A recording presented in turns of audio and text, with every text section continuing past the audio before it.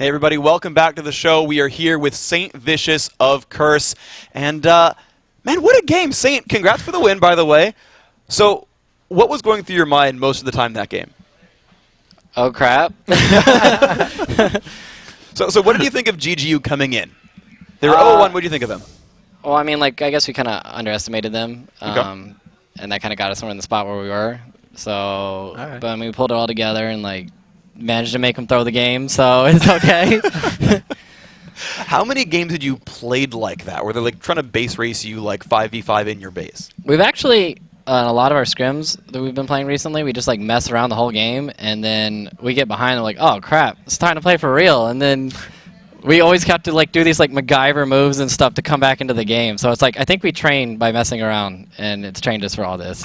So coming in, their composition really didn't have a whole lot of initiation, but it caught you guys off guard. What part of that caught you guys off guard? Because it started to handle you guys for the better part of that game. I think the fact that Twitch is like tanking everything in the world and just like doing insane amount of damage is like, holy crap, this guy just sold our whole team. But I mean, we managed to like catch him out a couple times, Right. and yeah, it turned out good. Right on.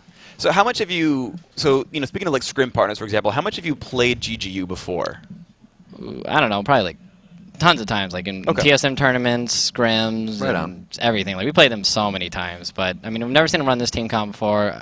I mean, I'm guaranteed that like they had it in hand for us, but I don't know, like good on them for that, but we got you. What's your normal like record against them normally? Because you said you underestimated them in the beginning. Probably like 4-1 or something like that. Okay. And what was your take on the Trundle pick versus Jarvan? Is there any straight counter there that a jungler would pick against, or is that just kind of Nintendo dude?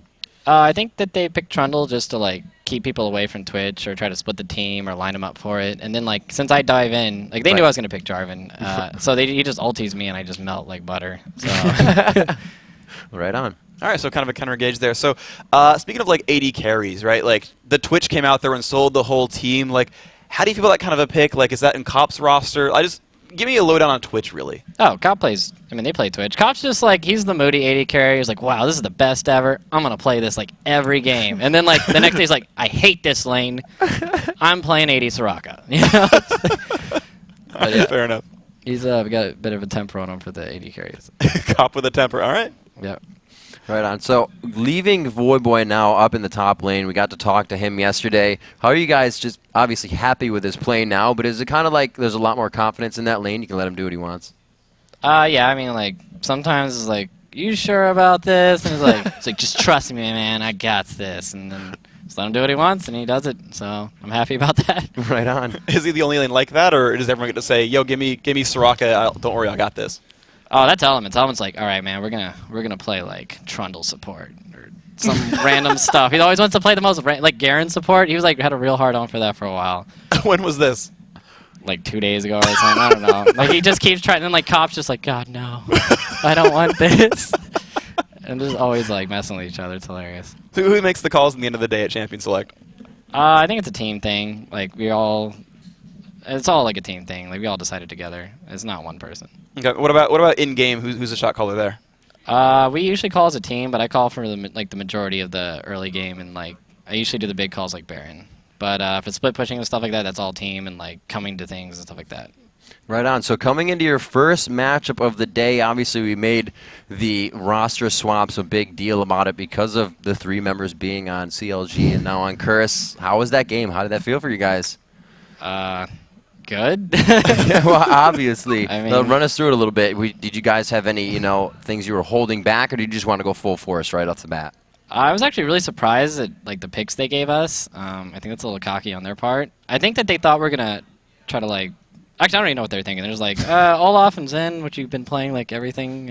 Okay, we'll just give you these, and we're like kind of confused, and we thought they had like some secret plan To like counteract an Olaf Yeah, and the so Zen. they're like, all right, Double, just carry versus the world, and that doesn't work anymore because people have Warmogs and stuff. So. So actually, I want to ask you a question about this. So in Champion Select, it seemed like you were more reactive. You said, "Oh, they gave us Sin and Olaf." So I guess that's ours.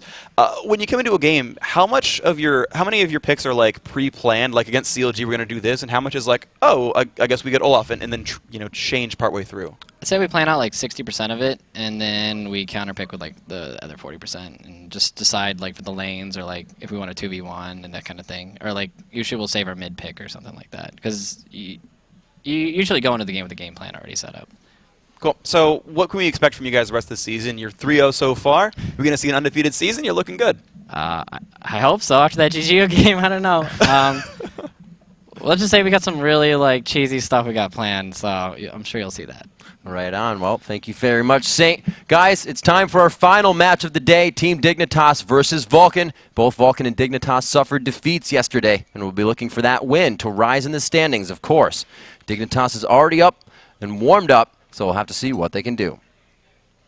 Now, both these guys have, it's interesting to think about, right? Dignitas off to a rocky start. Vulcun off to a rocky start as well. These guys, certainly one of them is gonna get a win here in the season, but I don't know. It's rocky for them. We've only seen a couple of games so far, but these guys aren't off to the best start. Like you don't want to be the 0-win team here. They're not. Dignitas definitely has to be thinking about the losses they had today. It's kind of TSM did again have their way with them. There's really no other way to put it. Dignitas didn't play bad. They just weren't able to stop again the stranglehold of Team Solo Mid. Vulcun having a pretty tough time yesterday under again the hand of Team Solo Mid. So those guys coming out very strong with definitive wins, and that's going to affect a team throughout the week. And we'll see that happen here between this match. Like we said, both teams looking for a win, and that's going to be even harder on the one that doesn't get it without any wins this week. And really one of the ways to do that, I guess, is to pile on the back of someone, is to trust a player. We just had the interview with Saint, and Voil just like, give me this champion, trust me, I'll go for it. and they let that happen, right? They put the trust in a player, and Voil so far specifically has had a really good time of it. But I want to bring out that bottom lane for Vulcun, because we talk about it a bunch, but it's certainly the most vocal bottom lane I've seen, which is Zuna and Muff and Cutie, of course. And they seem to put a lot of trust into Zuna, right? In their first match of the season, they got him on Kog'Maw, and anytime you play Kog'Maw, you're trusting him to really carry you for the most part. And we'll see if that can be the case for them. I like Zuna as a player. He's done very well so far. There's Muffin, there's Cutie Pie on your screens. I think a lot of it for Vulcun is going to come from Zuna. Yeah. It's going to be very big, and a lane to watch on top of Zuna is going to be that mid lane. Mandatory Cloud versus Skara. Skara still and always has been a very formidable AP mid, just mid player in League of Legends ever since the beta times. Mandatory Cloud also very well known, but more known for his aggressive play. Skara kind of likes to be aggressive, but then in the team fights is the one that kind of make the moves happen from the back line. So we'll have to see. We see Mandatory Cloud on Eve a lot. Haven't seen a lot of Eve lately, so those initiation champions for mid. We'll have to see how those two battle it out. And I really do like that matchup in general, because as far as I can recall, actually, I think the two of them are the highest solo queue elos on their team, for what that's worth. Right. So if you're like, hey, solo queue, as far as solo queue is concerned, right, they're the highest elo, and they're really, really awesome players overall. ManCloud is a guy, when talking to them when they were Fear in the live qualifiers, they're like, yeah, like, he's really, really, really good. He might even be our best player. He's just, like, woefully inconsistent. And if he doesn't, like, put up the big numbers, he, like, fails really hard. But, like, we know he's got it in him to be, like, one of the best mids in North America. And really the Skara the same way, right? We talked about Skara being sort of easily first bloodable in a way. You look back at his match against Curse in the first day, got taken out by Saint Sinjao. And again, it's like a high impact lane where these guys are ridiculously good, can put up good numbers all the time, great farm, great kills, everything, and then just like every once in a while they just like fall off, and it's heartbreaking for them. I want to see a good match. I want to see them both really succeed here. Oh, for sure. These teams are some of the ones that people watch the most. Dignitas has been around for quite some time. A lot of people enjoy previously Fear, previously more team names. But Vulcun, they have a great team, and they are well known in the public eye of the community. A lot of these other teams are kind of making names for themselves. Shipped around that last team, known for his champion pool now, but still, it helps. The camaraderie behind them, these guys check it out. And we heard actually KX talking before, being loud, just the teams in general, how confident they are coming into these matches. The confidence of Zuna demoralized TSM. Sure, so let's actually break it down into the lineups here. Of course, on blue side, we just talked about Vulcun. We talked about Zuna. Here is Vulcun. Psycho sit up at the top. Xmithy in the jungle. Mandatory Cloud for mid. The ever loudmouth Zuna on AD. And Muffin Cutie on support. And in the red corner, it's going to be Team Dignitas. Kiwi Kid up top with Crumbs in the jungle. Scara at mid. I'm a Cutie Pie. And Patoy at AD and support. All right, and that's going to be the lineups here, right? And these are phenomenally good teams. Unfortunately, neither with a win right here. One of them's going to come out really feeling pretty good. It could be Vulcun going 1-1 overall. It could be Dignitas going 1-2, which is not the start they wanted, but at least it's better than 0-3. These guys really backs against the wall here. This is like, you don't want to come out of the weekend without a win. So we've seen a few different things from Dignitas here. As we jump into Champion Select, we may see a few more different things from Dignitas, but their lineups have been pretty stable. Nothing tricky, nothing usually like we're going to try this hard, but it looks like Vulcun doesn't like that Gragas pickup that Scara had last time, so they're going to ban it out. Yeah, right off the bat, they're doing these respect bans here. You know, it went through the lineup last time. Dig didn't grab it, which tells me that this is, I feel like, less a research ban because I trust they would have seen the game earlier today, but more that it's a composition-specific thing here, right? Like, look at the Kale ban here. You look at, right, that's a research ban where they just saw Kiwi Kid on Kale. They're trying to ban him out a little bit, right? The Gragas ban. They're removing a lot of the options available. Dignitas' very first game was Gragas and Twitch. Giving Kale to the Twitch team is really, really a risky proposition. We just saw how good that was for GGU. So these are very comp-focused bans, I feel. And a lot of bans going out for Dignitas' side that would seemingly stop the 2v1 swap. Besides that Nunu there, the Elise is out, the Jace is out as well. So they take a few of those lane comps down. We'll have to see what they have in store for their picks. Well, right off the bat, first pick, Olaf is available. Is Sid a good Olaf? That's going to be really my guess here. I'd be surprised to see it go through otherwise. Yeah. And, you called it in, I think, 2 games ago against Voy. Is it going to be the Jarvan pickup to try to beat that? Right. You're going to have to see it. Crumbs does play him. We've seen him on a few different things in the jungle. Comes with that unorthodox mouse play. He likes to keep a cloth over his mouse while he plays. Yes. Much like Stanley does as well. Stanley actually only uses, oddly enough, a certain type of tissue paper right here on his mouse when he plays. If he doesn't have it, he actually can't play. Wow. Actually, crazy. It's funny. I've actually heard a lot of things like that about these very little things. Scott Adams, the author of Dilbert, can actually no longer hold a pencil anymore. His brain won't let him. He actually has to use a stylus and write on a Wacom tab. Literally, his brain will not let him grip a pencil and he drops it. Wow. There's just things like this. There where it is. Yep. People have these interesting setups. So there's the Xin Zhao grab, not so much the J4.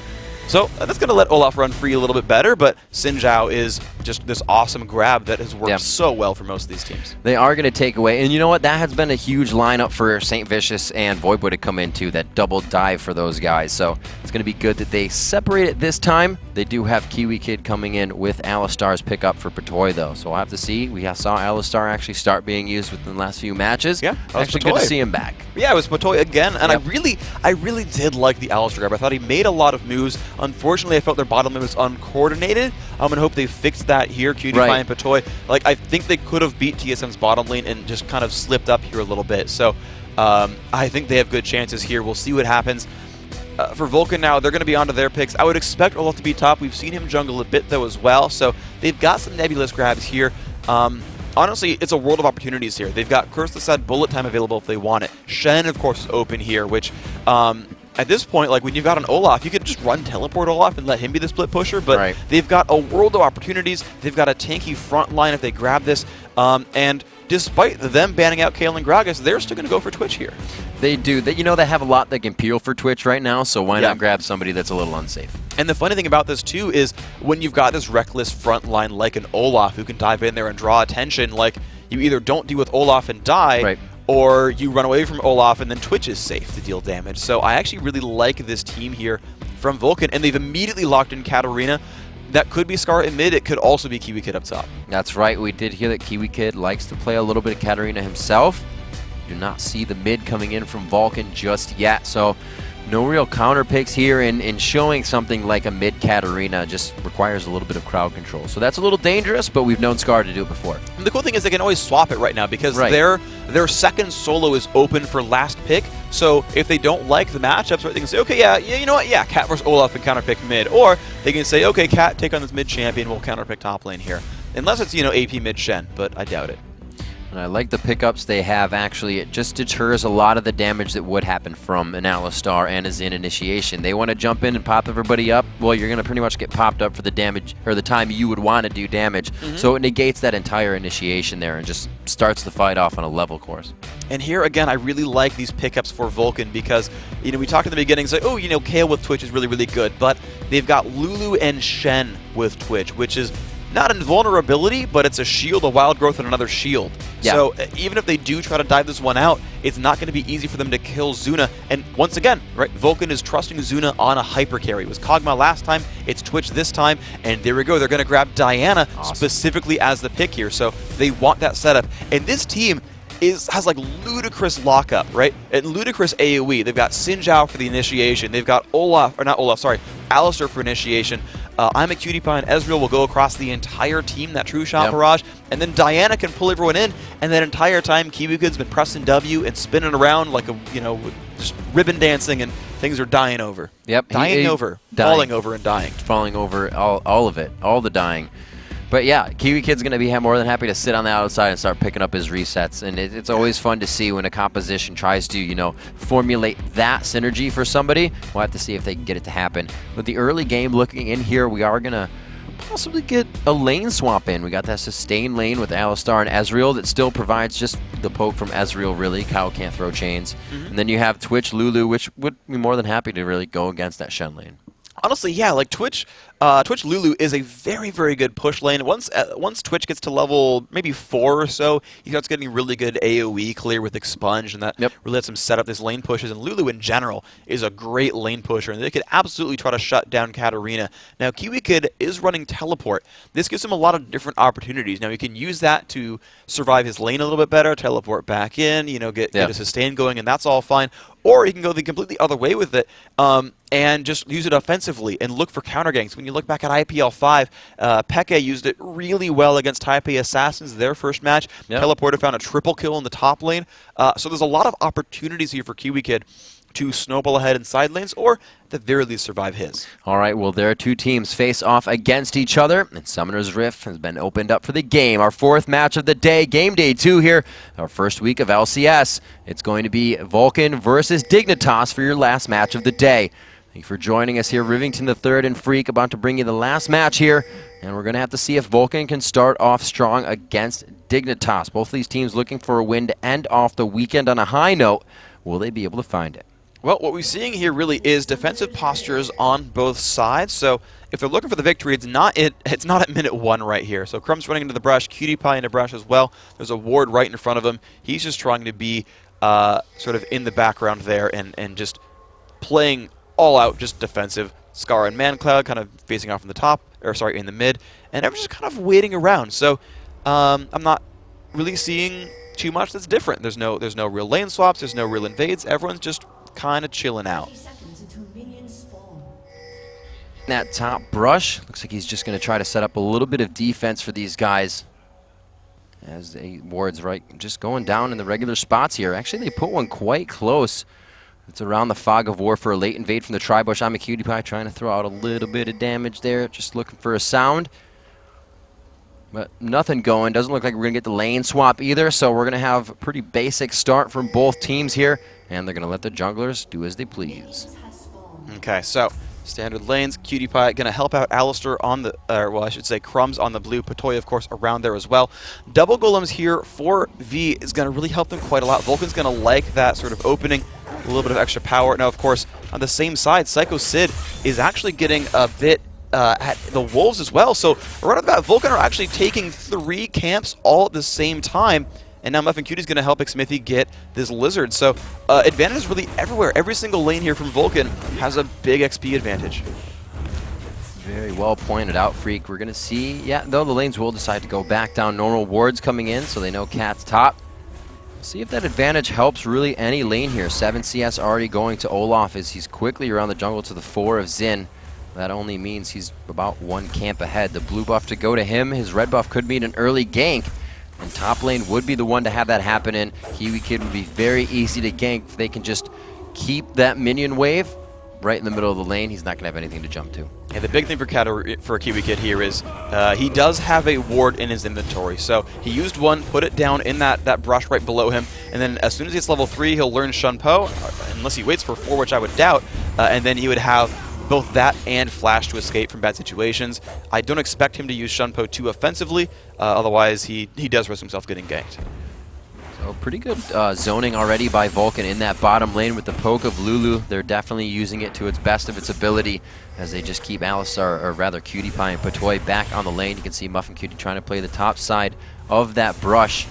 Just regular support stuff for now. This is really the thing, is Lulu is this hyper-aggressive support who puts out a lot of pressure, probably the best poker of the supports right now in League of Legends, and it makes life really, really difficult. A good Lulu just makes you just kind of hate life, really. But Alistar does have good sustain and has really good engagement potential, so if Lulu ever oversteps her bounds, they can pick up a kill, and any poke that is put on there, Alistar can usually sustain through. Saw Psycho Sid do a little bit of damage on Katarina up top, so Kiwi Kid knows that there will be aggression in that lane. But here, just coming off of the wing, Crumbs looks to go in. The ward is there, a very nice headbutt. Pulverize, he dodges the glitter lance. They may be able to get Zuna here. It's going to be the dash in. Enough slow to grab first blood for Crumbs. That was a nice move right there. They completely deserved that kill. And the thing for Zuna is he hadn't even learned stealth yet. He was, W and E was just looking for the wave clear, looking for the push, and they called that. They called, hey, he's learned abilities that aren't stealth. Crumbs, come find a kill. I mean, it was unfortunate that Muffin Cutie missed that glitter lance. It was Crumbs just kind of hooking right there, lacing up his shoes, and it really helped escalate that kill. They're finding Nick Smithy here. Scar is going to throw on the shield and try to mitigate that first bit of damage, but the double buff's going to keep him in range for a good amount of trade here. They back off to that level 4 to level 3. We can see X Smithy making an impact here. And there we go. Wow, Crumbs looking for Man Cloud. A lot of damage there. Won't quite be able to dive under the turret. If Scar was nearby, he could have gone for that knockup. But again, just the damage. Look at them trading back and forth. These guys are aggressive. They don't want to give up the advantage they just got with that first blood. Crumbs staying in the face of Mandatory Cloud and Smithy here, not letting Mandatory back yet. Looks like he's going to be forced to now here at 5 minutes in the game. 20 to 33 CS in mid. Scar already having a better time here.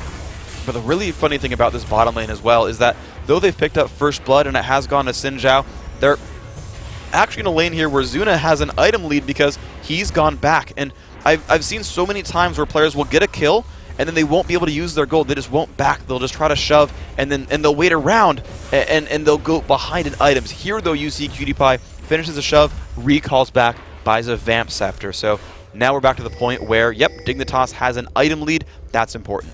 It's going to be an interesting buy there on the Vamp Scepter as we see, Zuna going for the damage and health in lane to be tankier because he has the sustain from Patoy already. And if he's just crushing down minions in lane, that lane's going to become very good for pushing for them.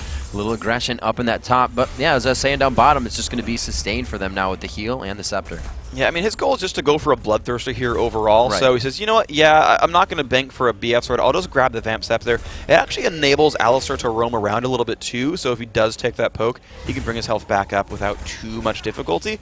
And, it'll work out overall. So Crumbs, again, looking for a chance at the bottom lane. Yeah, he says, oh, you return to lane? I'll come back down and we'll have a party again. Patoy, and it looks like Cutie Pie setting up for this one. You can see him playing a little bit more aggressive there. And the ward and that play reads it for Vulcun. Muffin Cutie and Zuna back a bit here, but they're still staying aggressive knowing that Xin is walking out on the ward. Nick Smithy's about to step on one, so they know this is going to be an attempted 3-on-2. You notice that Crumbs is actually going into his jungle, so it's not going to be a counter engage here for Dignitas. They're just going to play safely enough to not die to Smithy. So that's the funny thing, right? This lane, this wave is pushing up into Dignitas' turret, and so Vulcun, they either say, okay, let's shove, sneak him into that brush, we've got a pink ward, and then go for sort of round 2 and engage on you, or screw it, they don't have the opportunity at all. Scara walks through a ward, but with about 11 CS, actually 17 CS in the lead, he's going to want to start roaming now. Puts down a ward that didn't make it in the bush quite as much as he wanted it to. It really, is that another Scara ward? It's another Scara ward. He missed the brush. Scara, man, you're not good at landing wards in brush, bro. That is. It's all right. He still gets the vision he needs, right? They're still going for it. He can see red buff. Okay. And there it has respawn, so he will know about that. Yeah, and I actually want to go back to that point you said about the fact that Scar is winning in minions here. The little bit of pressure that Xin Zhao put down in mid lane, forcing Man Cloud back, that's what that came from, right? Like, No, he didn't get a kill. No, he didn't burn Flash, but he dealt damage and forced Mandatory Cloud away. That really helped Skara get a lead. Still a lot of pressure coming in from this bottom lane. Not taking too much damage, though. Zuna just chilling in his stealth mode, waiting to come out. He's throwing out pots, trying to get a little expunge damage down. Goes for the CS finally. They're really playing this one safe. Neither of them is really in a kill lane right now, so this one's just going to be a farm fest. Yeah, honestly, the lane here for Vulcun is get Zuna into late game. They don't need to fight. In fact, they don't even want to fight. They just want to get Zuna into that late game status. They're going to trust a lot of their late game hopes in him. And in fact, their late game in general is on him. And it looks like Zuna could take a bit of damage there, but with Shen, they go in just after the polymorph. He gets that arcane, or before rather, gets the arcane shift in. Here comes Kiwi Kid though, the double teleport for the fight as the counter engage happens. It looks like it's going to be Cutie Pie picking up a kill. Muffin Cutie, one more dash in. No, it's going to be going to Kiwi Kid on the reset there. And it looks like Psycho Sid may be going down as well. They've turned this into a beautiful counter engagement. Patoy coming in so he can get a little bit for himself, and they get out with the double kill, an actual 3-for-1 altogether. And that is why they don't want to pick a fight in that bottom lane. Oh, Vulcun. I mean, a beautiful counter gank by Kiwi Kid, but that's why you run teleport on Katarina, because you are the cleanup queen right there. Just mopping up the floor with Vulcun. Great job right there. You can see Kiwi Kid, a little bit of smile on his face right there. I was like, yeah, that was a good gank. He's got sword shoes, most of Haunting guys. He's in good shape. Definitely has the smirk going. He's feeling good after that play. See what he can do. I gotta point out that he rushed Distortion Boots. It lowers the cooldown on Flash and on Teleport. He spent 475 gold just to get more of those ganks. Well, he could have finished Haunting guys, said, nope, Distortion, I'm gonna get more kills. And that, that's troublesome for some people. They said, man, when do I buy tier 2? Well, if you're Kiwi Kid, you buy it right away. Yeah, I mean, it's a funny thing, right? It unlocks the enchant, of course, but it's also, that is the cheapest magic pen you can buy. Is the boots is, honestly, like, whether you go from 0 to Haunting guys is 1575, from 0 to Sword Shoes is 1100. It's the cheapest magic pen you can really buy there. Sure, okay, you get other stats on Haunting guys, obviously, etc., but if you're Katarina, you want to be able to move fast to get to those fights, and the magic pen is the best way to scale your damage. Skara, though, taking a little bit of beating in mid here. The Rune Prison, he gets the flash out as soon as he can, but the undertow hits. Smithy finds a true shot barrage that deters him from the rest of the fight, but good damage there as Skara finds himself in an aggressive spot but gets out. And he's going to clue this one out. He knows that ManCloud's not going to have a flash available. He's a little bit low on mana, but he has to be afraid of Olaf, so Skara does back out here. He's going to recall himself on back. So, let's take stock of the situation. 2,500 gold lead, Dignitas in control. Earlier pink ward down, that's their dragon. It's going to make it a 3,500 gold lead. The counter gank from the top laners went in Dignitas' favor.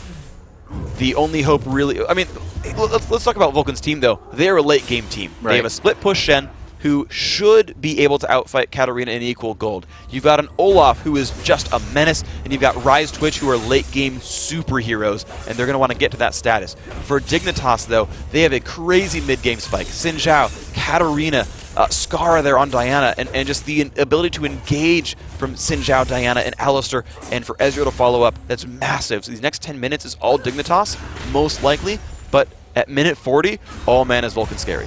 Skara super pushing mid now. Highest CS in the game at 98 there to 71 of Mandatory Cloud in mid.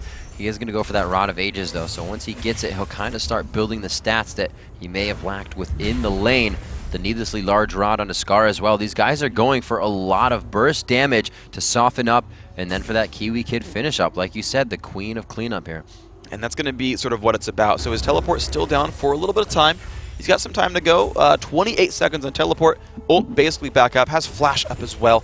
And that's the big thing to watch for is where does Kiwi Kid go? Because he's really, I won't say he's the playmaker because he won't start the fights, but he's the guy to watch when the fights do begin. It's Skara, Crumbs, and Patoy that'll start the fights. See Sid starting to lose the lane and damage trade here as his Vorpal Blades were winning it for him, but he's getting a little too close on the attacks. Crumbs coming up on the outside, smells blood here. It looks like they're going to shark down onto Psycho Sid. Psycho may have to teleport out of this one before Crumbs gets into range. His ult is up, but it looks like he's going to go down here. The 3 Talon will connect from the slow of the charge, and actually it's just going to be a quick shumpo for Kiwi.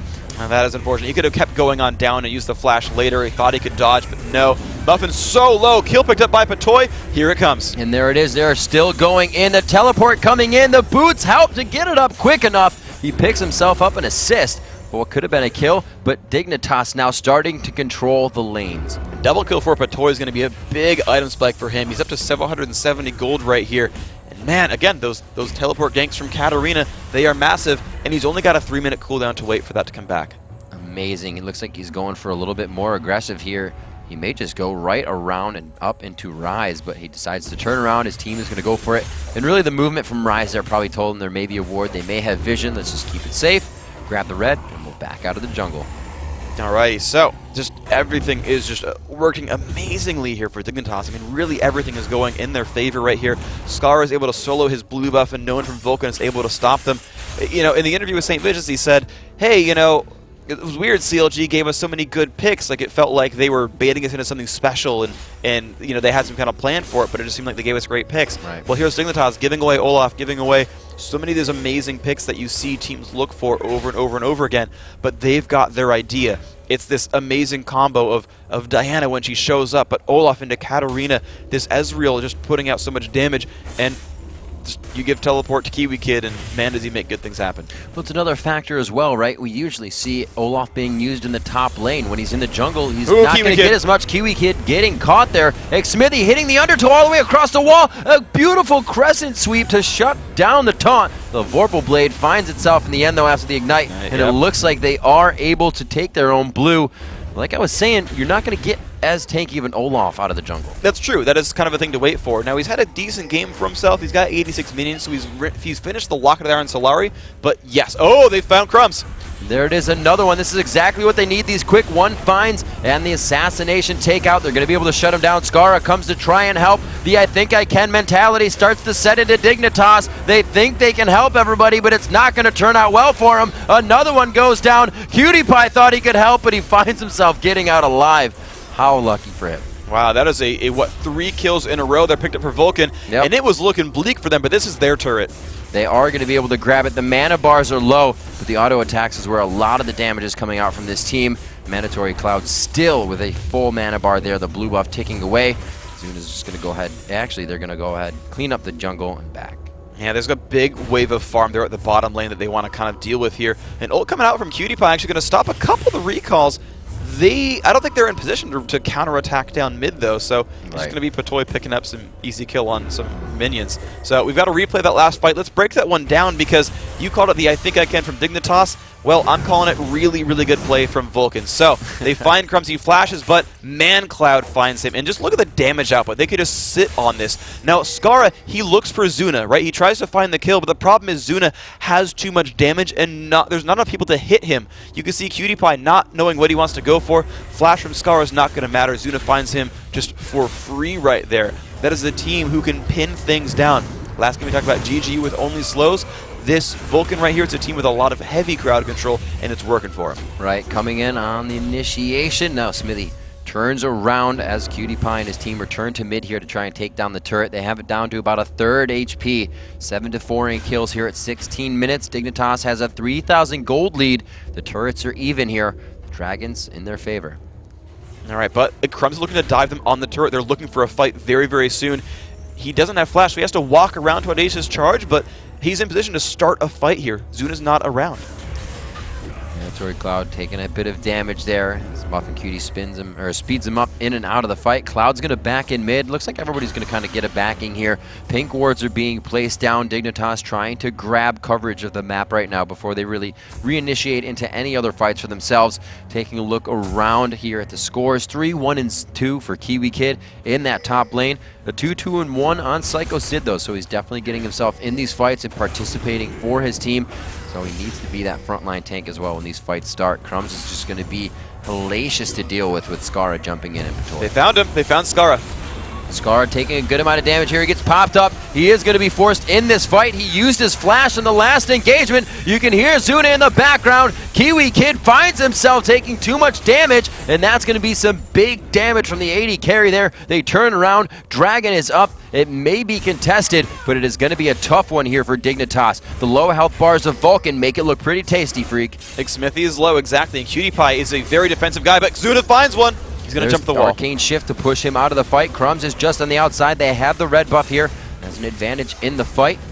Blue buff onto Zuna. Those health or those mana bars just too full for them to want to go in. And smart move by ManCloud, actually sat right by the wall, not knowing there was a ward there seeing him, but otherwise sitting in what would have been a fog of war and in range to Rune Prison. Anyone who came in would have allowed his team to follow up right afterwards. So smart play by ManCloud, and look at that. The game's within 700 gold. It was 7-1 basically. Now it's 6-7. Turrets equal. Dragon picked up there. Really good turn of events by Vulcun. Checking out the core items that we have picked up within the last 30 seconds of the matchup. That Infinity Edge coming out on to Zuna. Huge burst of damage as well as that tears through the entire team. We saw how fast they got taken down after their own turret. And that's going to be against the 113 CS 104. It's just a bloodthirster right now of Cutie Pie. And it is 21 stacks up. So they are looking at quite a bit similar damage in that matchup. But it's going to be huge. Cutie Pie can just ret the whole team again. Well, yeah, the difference here really is what we talked about last time we had a Twitch, which was Twitch is going to put out more damage in ideal situations. Right. That's really always the scenario.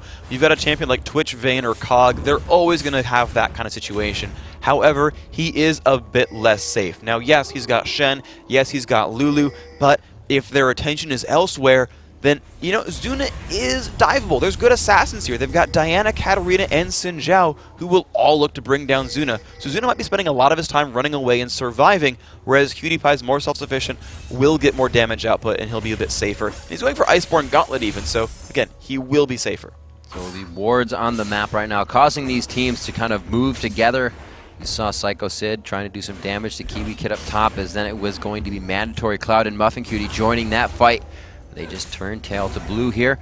Wow, 1, 2, 3, 4, 5 vision wards coming out for Dignitas right now on the map. But wards and vision wards coming out as well for Vulcun, so they're definitely keeping vision up. Dignitas are just really looking to keep the vision gone. They want to be operating in darkness. They want to look for these kills out of nowhere, because this is a team who is so good at jumping in and finding things. Dignitas, they literally all 5 members of that team have a move block to dive forward. Now, Cutie Pie could dive backwards, sure, but every single one of them have a way to dive forward and just like jump on your face and make you kind of hate life a little bit. So Dignitas operating in darkness is the best thing for them. I mean, it's what their practice regimen is like, and it's what this game is like. They're trying to deny vision and trying to assassinate. A lot of pings going down here for KR in that top lane from both teams, and we see a ping going down actually from Vulcun in their own jungle.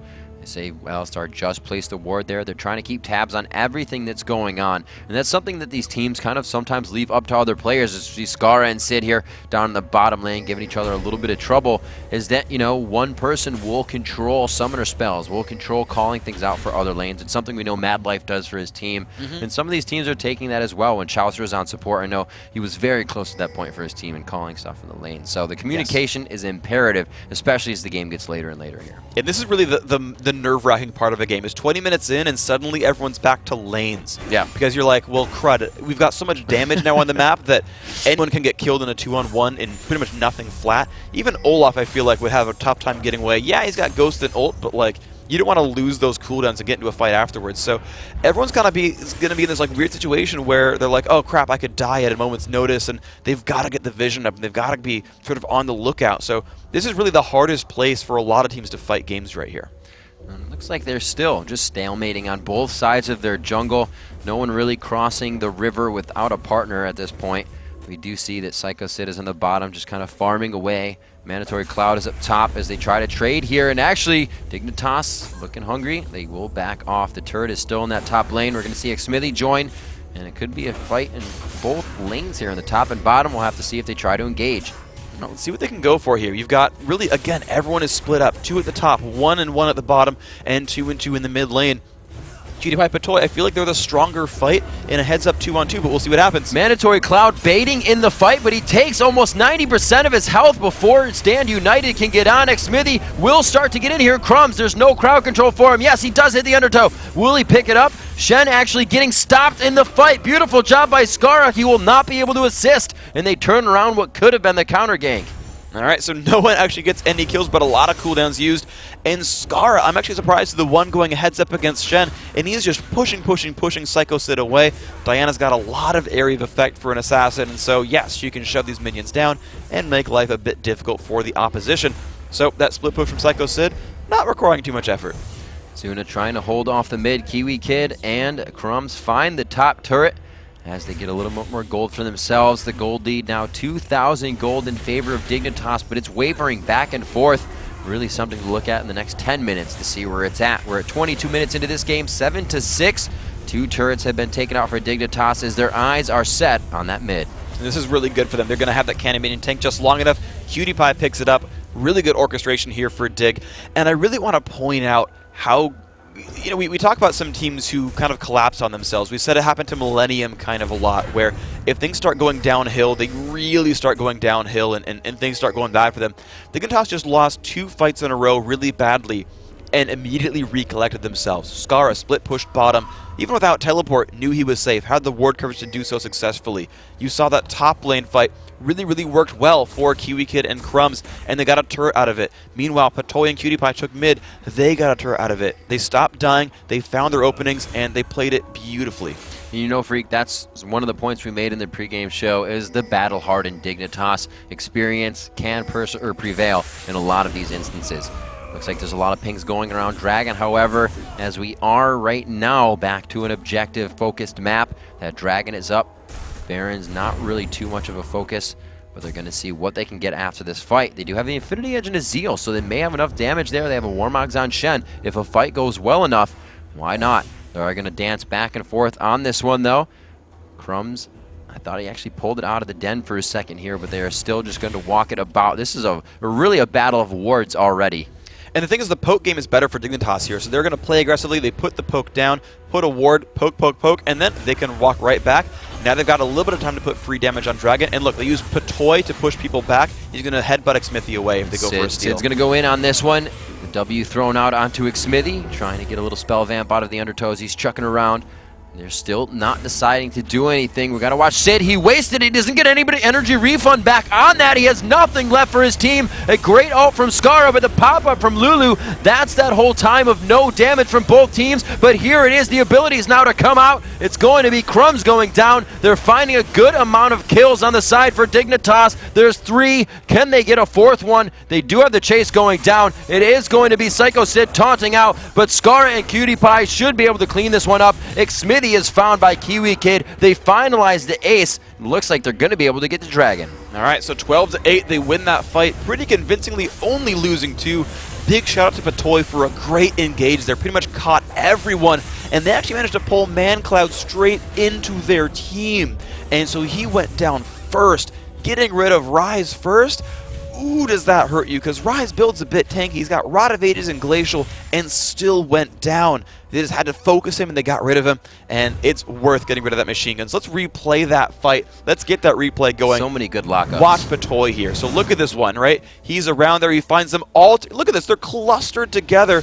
And just wait and watch Patoy because he's going to find there's the engage. He misses it. Flash, pulverize, and headbutts in ManCloud. Xin Zhao actually made sure he attacked before he ulted so that ManCloud would take % health damage but not get knocked away. It's a lot of cleanup there. Now Zuna was actually left alone for a bit. Zuna got some damage there. They picked up 2 kills because of him. But it was a little bit, it was just too little too late because, hey, Dignitas has an 80 carry as well. So, yeah, we got some damage output, and they just pick up kill after kill. They clean up Psycho Sid, and there's the ace. Great fight from Dignitas, and we can see Skara now on a champion that can be more in your face rather than Gragas, and he just performs really well in that fight with his team. The crowd control they had, like you said, Patoy and Skara locking everybody up. Here, Vulcun trying to return back in mid. A little bit on their heels on that one. A 5,000 gold deficit is now ticking against them.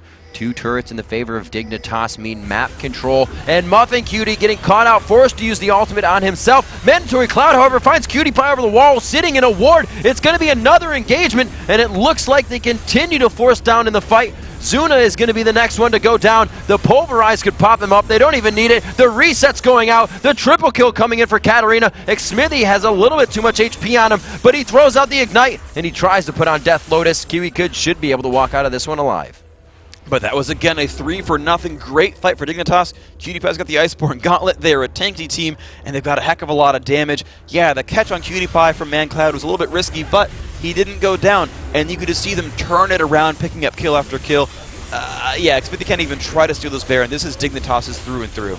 They are going to be able to grab this one up 27 minutes into the game. We'll see that next Baron coming up in about 34 minutes if it is going to happen. If Vulcun can stand the test of time here against this Dignitas team who is initiating so fiercely within these fights, and so much confidence is coming out in the end. Aces, triple kills, it's not looking good. Kiwi Kid now 8, 2, and 3 for them.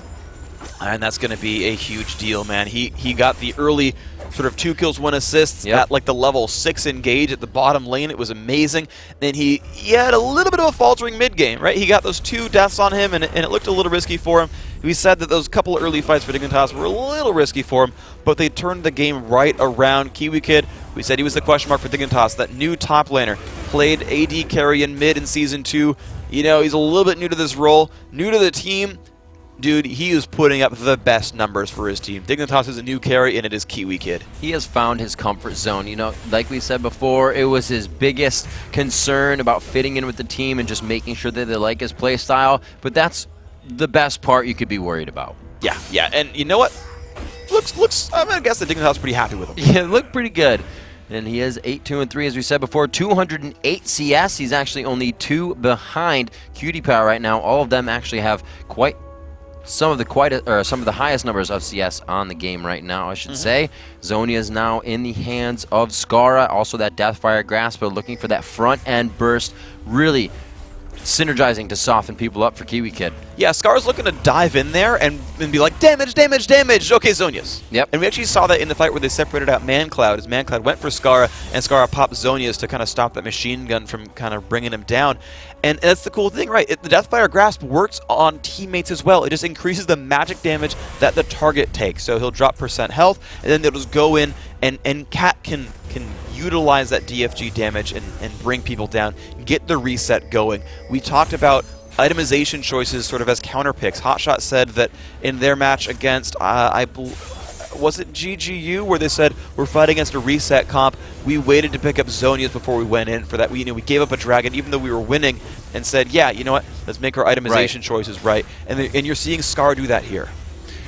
Indeed, they did say that, and it's smart. You have to be able to adapt mid-game. You have to be able to adapt while it's happening, or you find yourself just losing these games at some point. Zuna taking a lot of damage here. The ultimate, wow, just being saved by the Lulu ult, but it's not going to be enough because Skara and team are right there to continue on. A double kill coming in for Crumbs. They're going to be able to take this bottom turret, and it looks pretty definitive for Dignitas at this point. And meanwhile, Kiwi Kid is split pushing the top lane, teleport almost back up. He's going to have a nice time with that turret, but as a 4v3, yeah, Dig can keep pushing.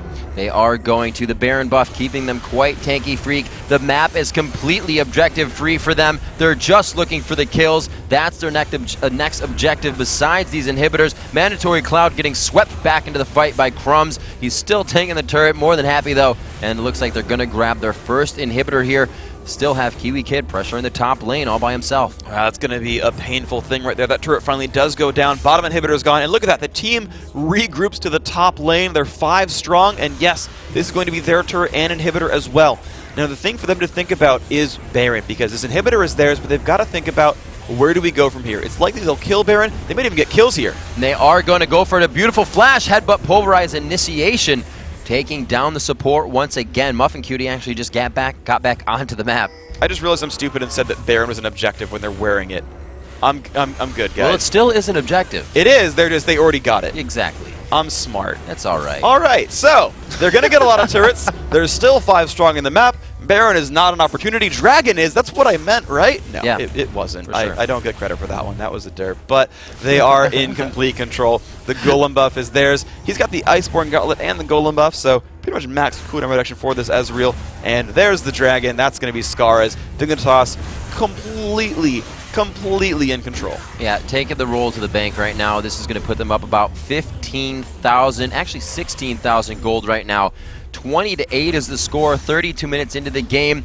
And Dignitas, you can see Skara very calm and collected right now. They're not going to try to push anything they don't need to. Don't fix it if it's not broken. They're going to push the lanes they need.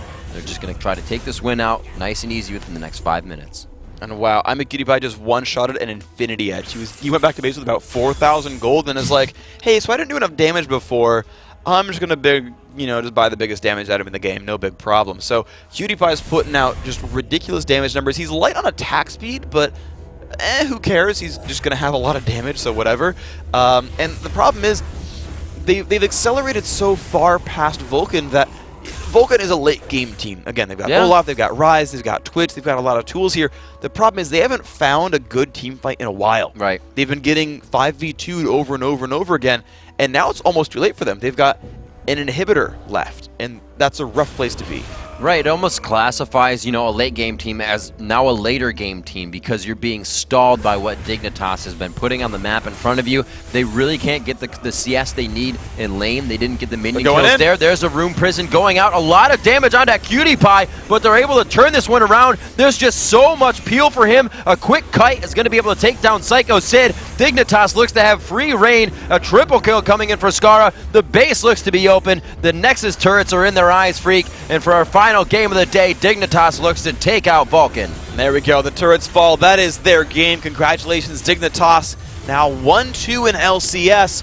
At least they ended on a win. It's good for them. Skara Pop and Zonia's the teleport from Kiwi Kid.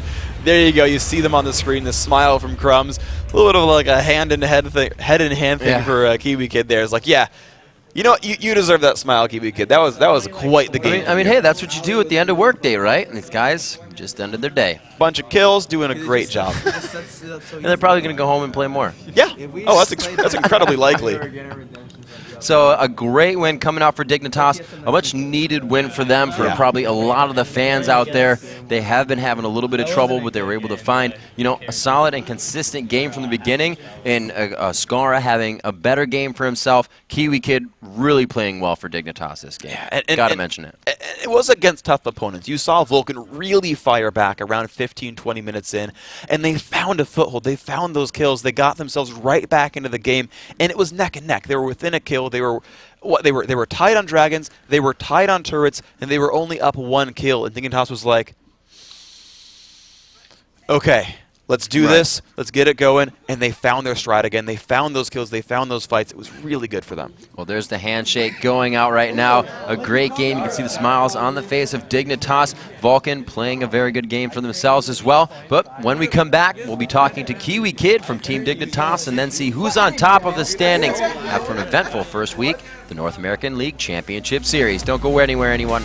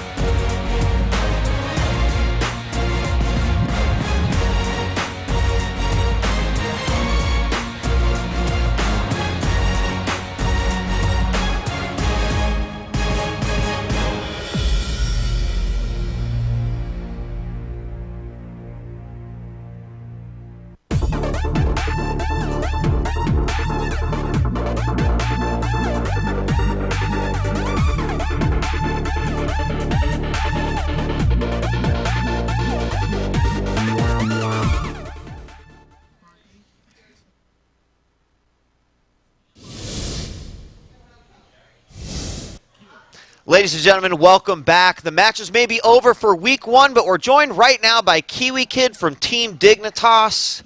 What's up, Kiwi Kid? Nothing much. We finally won a game. Yeah. That's a relief. Yeah, and we saw nothing but smiles out of you the entire time. First teleport kill, smiles. Second one, smiles. Man, it just Even when you were losing, I think we saw some smiles. man, it just sucks to like, I don't know. We all came in really like high-headed and like just full of ourselves, I guess, and we got humbled not only once but twice. I mean, that's pretty embarrassing. Maybe other teams didn't know it, but yeah, we thought we were just gonna stomp everybody, go 28-0. Well, let's actually talk about that. And first, let's focus on this game, because for 14 minutes, it seemed like you guys just had your hands around the necks of Vulcun, right? Yes. And then you had the two situations where you had separate champions get caught out. Certainly wasn't any sort of team initiation capable there.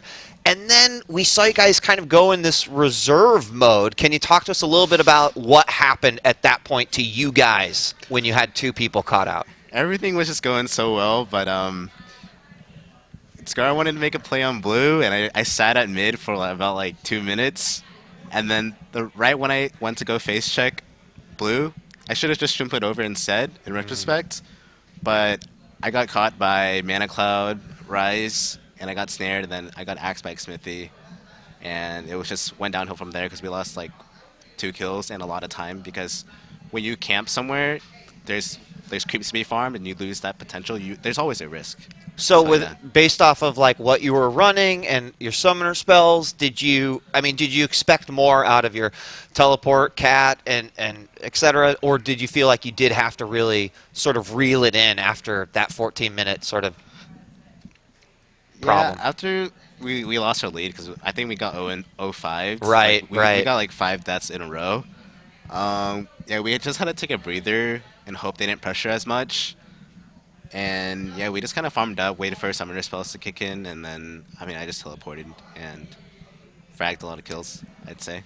All right, so obviously this being your first win with Dignitas here for Season 3. First off, we've heard from you a little bit about your being worried that are you going to be able to fill the role, but now you've got your first win under the belt. Is it just clear sailing from here? I like to think so, but I'm not going to be ignorant and just take the same stance as I had going in the first day.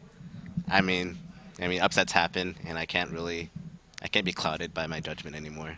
Sure. Especially after yesterday and against TSM. But today. you're feeling like this is the fit for you and for Dignitas. I'm feeling this is a fit. We really, really need our house for sure, because just things have been coming up, and not having a good environment to play in is really disruptive. Right. No, yeah, for and sure. Definitely an impediment.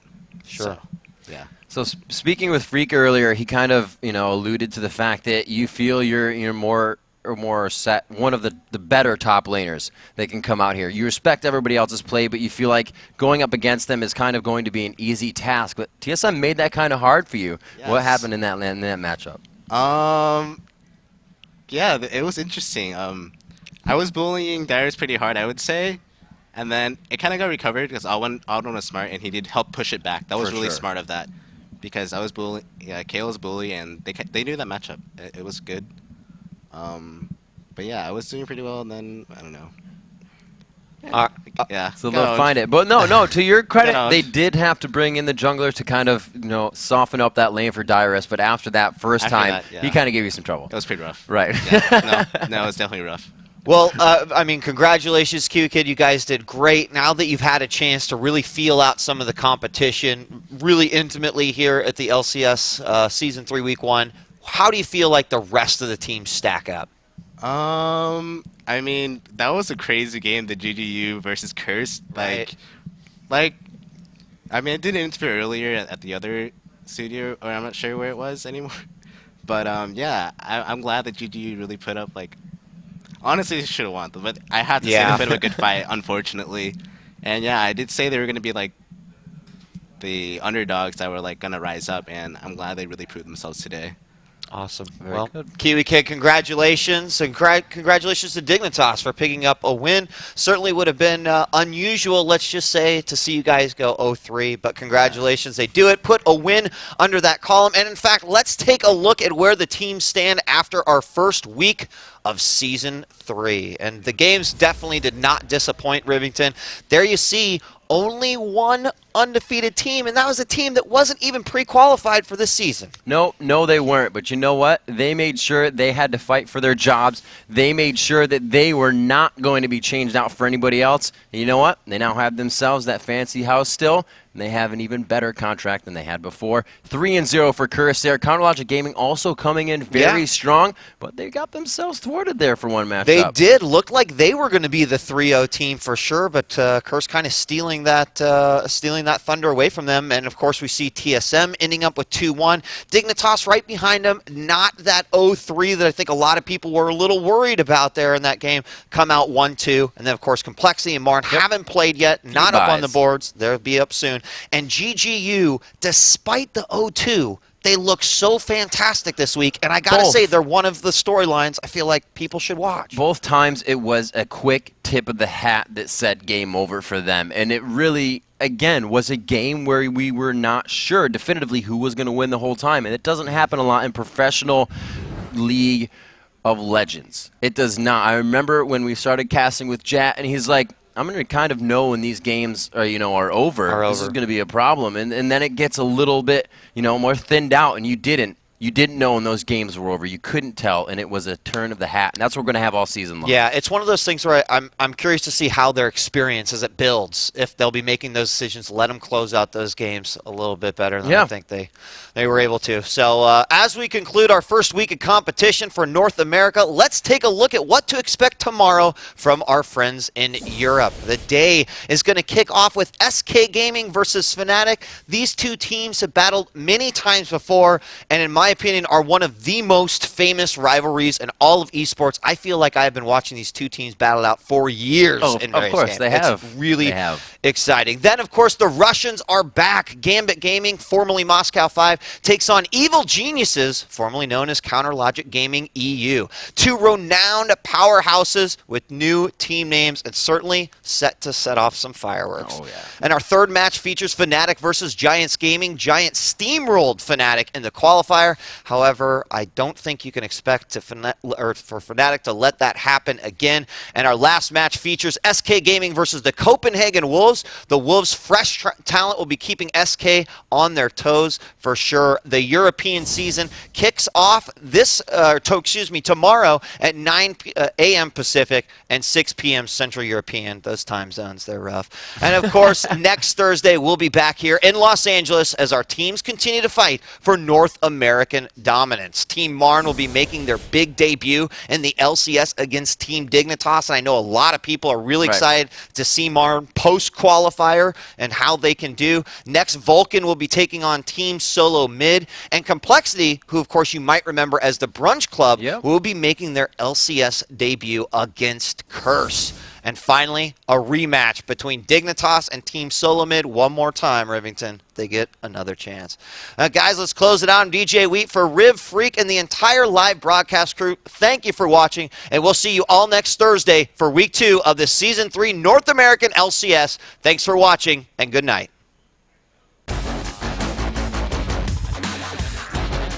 It's going to be CLG. They're just turning this around in an obliteration fight in front of the Baron.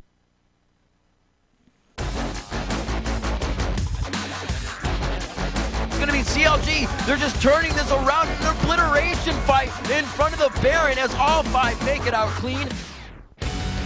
You got shot. One more. Let's go. Get him. Get him. Go to Jack. Just down. Push up. Here comes Dyrus. He is so tanky. Slice and dice around Call of the Meek, dropping everybody's HP. The double kill coming up for Chaos. Freak, they are clicking.